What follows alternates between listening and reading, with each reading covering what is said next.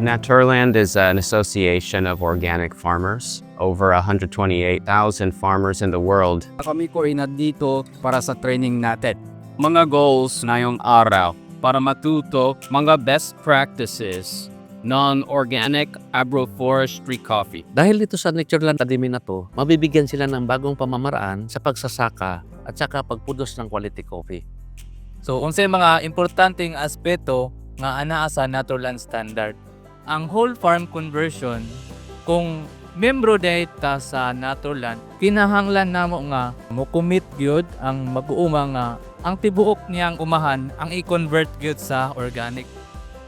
Ano po ang mga best practices ng agroforestry? Ang mga pest and disease management ng kape. Soil and water conservation strategies. Paano mananatili yung kalusugan ng lupa, yung best practices ng tubig, mga shade trees, mga kasamang puno ng kape. Mag-usap tungkol sa mga hamon ang magatagumpay sa coffee farm ninyo.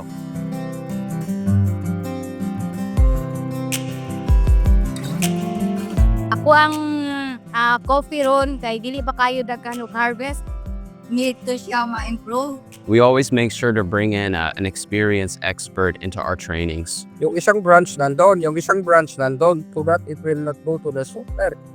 Ganito ang gagawin nila, no? Itali nila dyan, tali nila dyan, ilagay nila sa gitna. Ayaw, wala tayong application ng chemical kasi sisirain natin yung mga beneficial. Kaya biological control siya. Ang dami actually ito. Beneficial sa kape. Kung balanse lang gyud ang atong umahan, natural man na sila nga nag-interact. Ang isip nga na training ni sa Natureland nga unsay abono nga among ihatag sa kape nga organic, amo nang na-apply sa among kape karon. Nanay improvement gamay among kape. Nanay may gibuhat nga mga compost kay gusto man ang Natureland nga kanang organic gitanan, compost tanan among gigamit.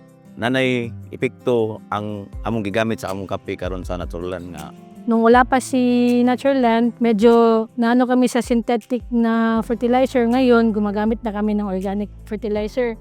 Ang natutunan ko sa Natureland training ay ibabahagi ko sa aking mga kasamahan na farmers at sa mga kabataan kung paano alagaan ang lupa at ang mga tanim, lalo na ang kape, lalo na sa aking mga anak.